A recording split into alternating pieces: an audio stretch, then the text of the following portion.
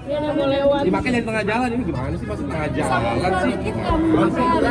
Ada gila ya? Mas tengah jalan sih, woi. Mundur, woi. Mundur. Mas tengah jalan sih. Sudah. Sorry yang tadi apa? Jaki. Bang Ujang, Bang Ujang.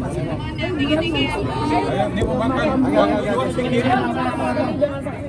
Banyak tamunya, banyak Bang Ujang, ada salah ketik juga Bang.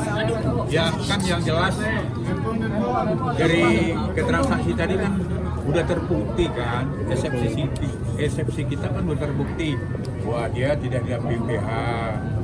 Nah, itu kan ya sesuai dengan jurisprudensi, sesuai dengan kuhap juga kan dia wajib didampingi.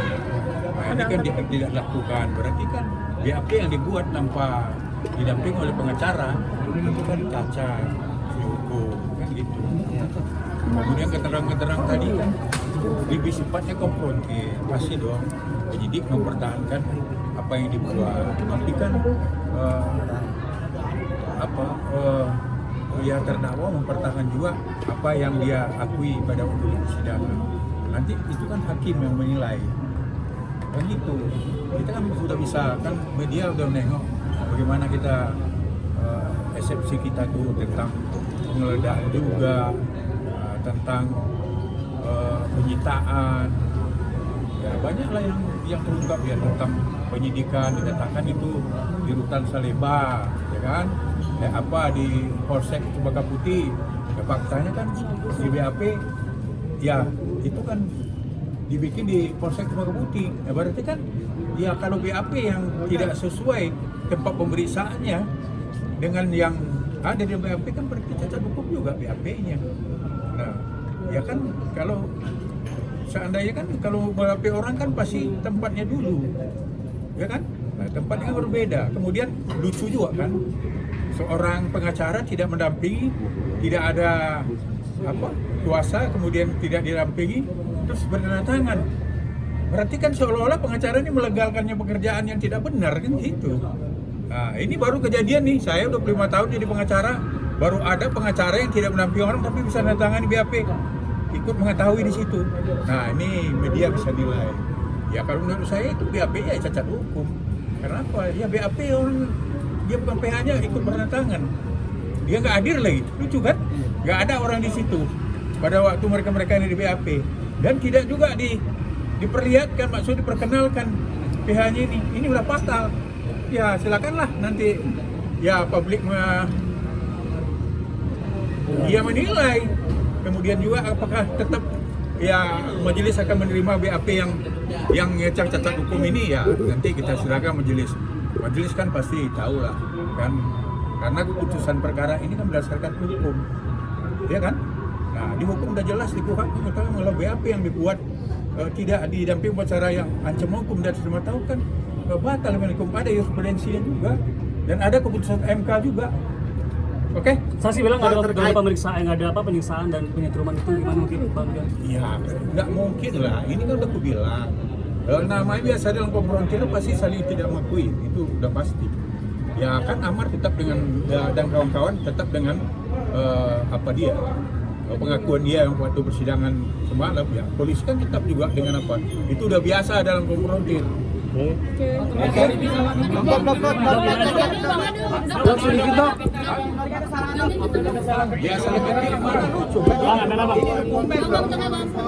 Ini dokumen untuk nasib orang, masa kalau salah ketik.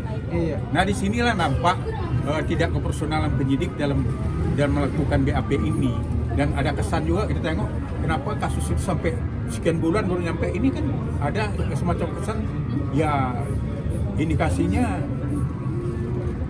Ya ada indikasi yang menurut saya yang terungkap oleh para terdakwa. Settingan gitu. Ya saya mengatakan, mungkin media yang mengatakan itu. Bang, dengan kata lain tim penyidik bisa dikatakan berbohong atau gimana bang? Hah? Dengan kata lain tim penyidik saksi penyidik hari ini dikatakan berbohong atau gimana menurut abang? Oh, saya tidak mengatakan berbohong, itu kan konfrontir. Saksi frontir itu biasa begitu. Dok, dok, Agak maju dok. Kemarin tadi dari Saksi bilang katanya nggak ada penyiksaan, padahal kan Padahal mah kenyataannya Ya kan kan ada. kenyataannya kan Bang Amar suruh minta hadirkan CCTV. Sekarang nggak mungkin lah kalau Bang Amar minta menghadirkan CCTV itu nggak benar kan, itu dari situ kan kalian juga bisa ngeliat dong, kecuali kalau emang nggak benar tapi dia berani hadirin aja CCTV-nya sih menurut aku biar jelas juga semuanya. Jadi mungkin Ya, apalagi Dok, mendengar keterangan Bang Amar tadi ada penyiksaan, penyetruman gitu.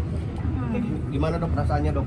Oh udah tahu kok dari pas kejadian itu kan teman-temannya udah ngasih tahu kalau ada penyiksaan itu, tapi kan bukan ranah saya untuk membuka di awal-awal, kan bilang nanti aja lihat di persidangan, aku bilang gitu. Udah pernah lihat bekas-bekas lukanya mungkin. Enggak, kalau alhamdulillah kalau Bang Amar kayaknya nggak sampai disetrum kali ya, cuma dipukul-pukul. Mungkin kalau teman-temannya disetrum gitu. Dok tadi kan saksi sempat bilang tuh bahwa saya nggak ditawarin uang nominal 300 juta itu. Tapi Bang Amar nanya, itu gimana sebenarnya? Mungkin Bang Amar pernah cerita emang ternyata ditawarin 300 juta itu. Nanti kita lihat di persidangan berikutnya ya. dok mengenai saksi yang bilang banyak salah pengetikan, gimana tanggapannya saksi? Ya kalau pengetikan salah PKR mungkin masih wajar ya, kan dia suka ngetik-ngetik juga ya, maksudnya saya juga suka buat bikin laporan typo gitu. Nah ini pengetikannya salah tempatnya jauh dari rutan ke polsek. Coba deh, mungkin kalau rutan jadinya hutan atau hutan masih oke ya kan, ini rutan ke polsek kan, jadi ya kalian aja lah yang menilai. Dok, katanya orang tuh udah merestui dok. Oh enggak, bukan nggak bersih, udah fokus ke sidang aja dulu. Nah dikit dok, apakah bakal nikah di rutan dok? Enggak ada pernikahan di rutan nanti ya. Oke. Itu ada ke arah sana ya dok. Apa deh sama Bang Amar tadi? Iya sempat ngomongin itu yang 300 juta itu. Dokter sendiri masih support Bang Amar nggak? Pasti dong, karena kan saya tahu kejadian sebenarnya. Makanya aku bilang aku nggak bisa ngomong yang masalah 300 juta, nanti kita tunggu di kesaksian berikutnya aja. Thank you dok, makasih.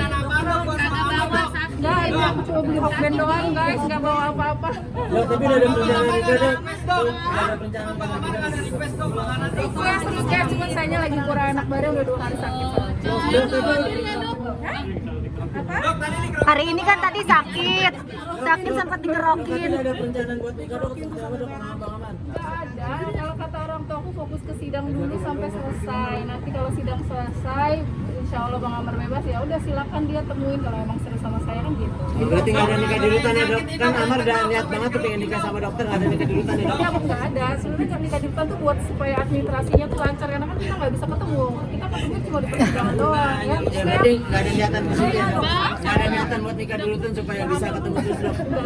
Bisa banget sih mas aja mau nikah di rutan mau boleh aja nikah sini. Oke, baik. Dokter, bela-belain datang ke sini dalam kondisi sakit, emang merasa bentuk rasa perjuangan kamu mencintai seorang Amar. Kemarin udah bilang sama Om John untuk aku bisa nggak hadir, nggak cuman Bang Amarnya katanya kalau nggak ada aku nggak mau sidang, jadi sih berhentiin aja. Berhentiin aja lah ya udah gitu. Mungkin sempat khawatir Bang Amar dok karena dokter sakit. Oh iya karena kan aku kemarin ngabarin juga ke Panji kalau aku nggak bisa ke sidang, kayaknya lagi nggak enak badan nih, ada 2 hari gitu. Adit hari ini nggak datang Pak. Adit ada kerjaan kita juga yang harus ketemu sama orang di Surabaya. Jadi kita bagi tugas lagi, Adit nyari duit, gue jagain kakaknya gitu.